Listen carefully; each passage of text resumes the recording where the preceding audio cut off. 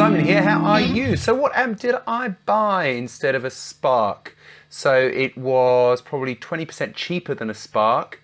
It has a 12-inch speaker and it's made by Boss. It is a Boss Katana 250 watt amp.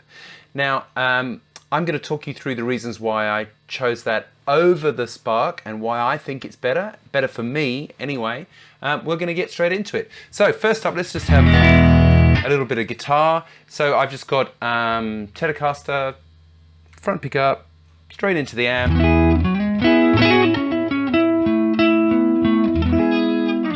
All right, so the sound in here is also awesome. I've actually put a mic in front of the amp instead of having it going straight to the computer so you can hear exactly how it sounds. You know.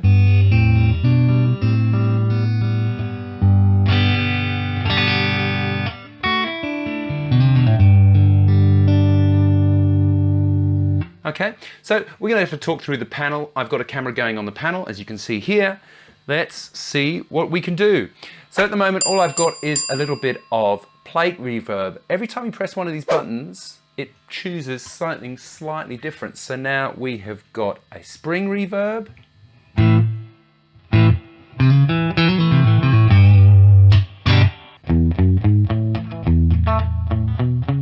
Hall reverb here.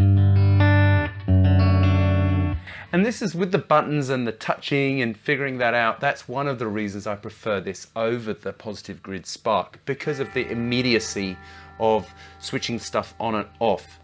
When I've been teaching people who've bought Sparks, they often, you know, that you have the setting and you turn, if you don't turn the mod up and down, you always end up with a delay, and then people can't really see why they've got the delay on or the mod on or whatever it is. Whereas here it's super, super obvious, because if the knob is turned, it's on. If the knob is not turned, it's off. All right, so that's a really, really cool thing. Now, the second cool thing, which I really, really love, let's put it back on spring reverb. I'm just going to take the volume out a little bit and put this booster on. So the green boost is just basically what they call a blues drive. So, you know,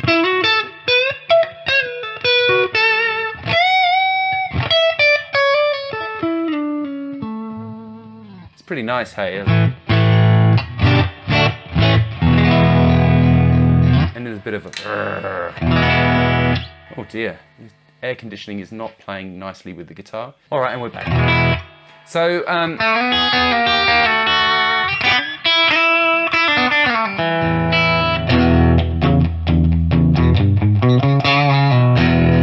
it's a cool sound, right? Now, so that is a really, really cool thing. I use that quite a bit. It's a great sound. You know, let's just take a little bit more out of there.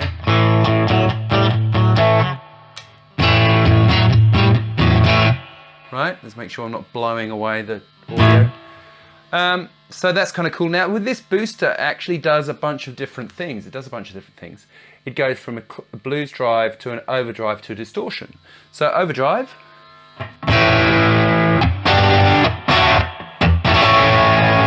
Probably a bit much reverb there.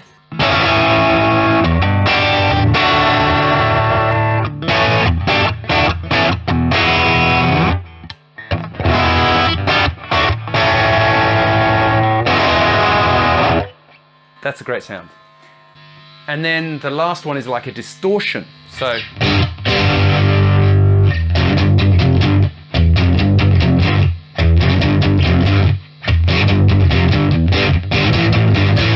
all that kind of thing, right? So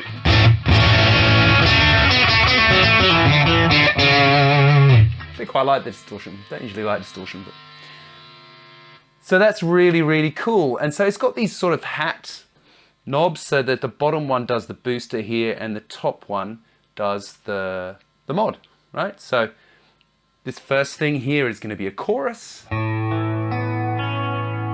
turn that back up a little bit.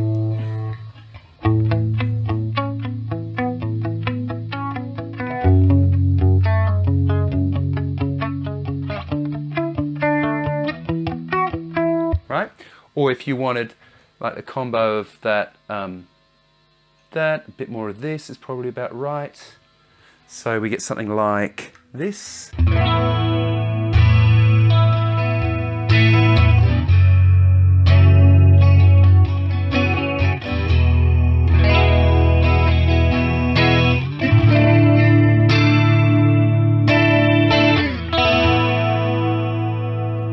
nice sound, right?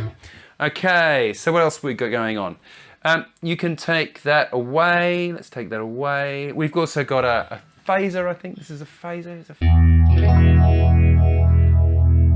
can have more of that.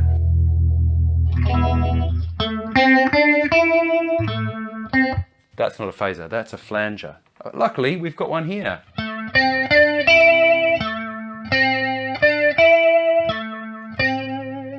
All right, so the other cool thing I think from my point of view as a guitar teacher is that when people buy one of these sorts of things, it accesses a whole bunch of effects, so you don't need to go and buy a whole bunch of pedals immediately, and you still get the idea of what you like.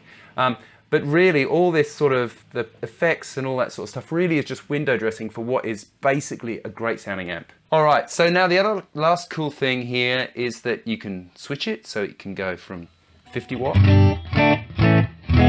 to 25 to 5.5, which is great on the 25. Then the last thing, I guess, is this is a very sort of standard amp configuration that you have gain and volume, but obviously there are different amp models, clean, crunch, and they're all just slightly different amp models. So crunch,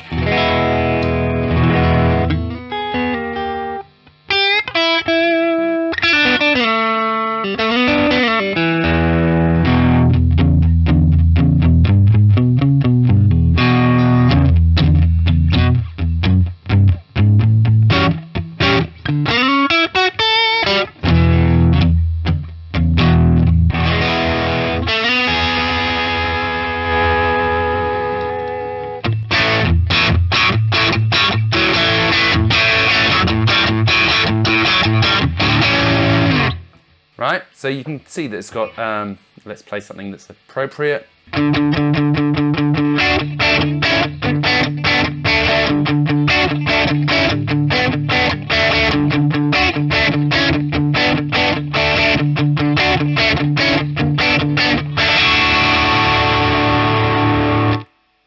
Cool. And then we can get heavier and heavier. Now, if you're a super heavy person, you probably won't be playing Telecaster, but let's get rid of those mids. A bit of that, a bit less of that. Right.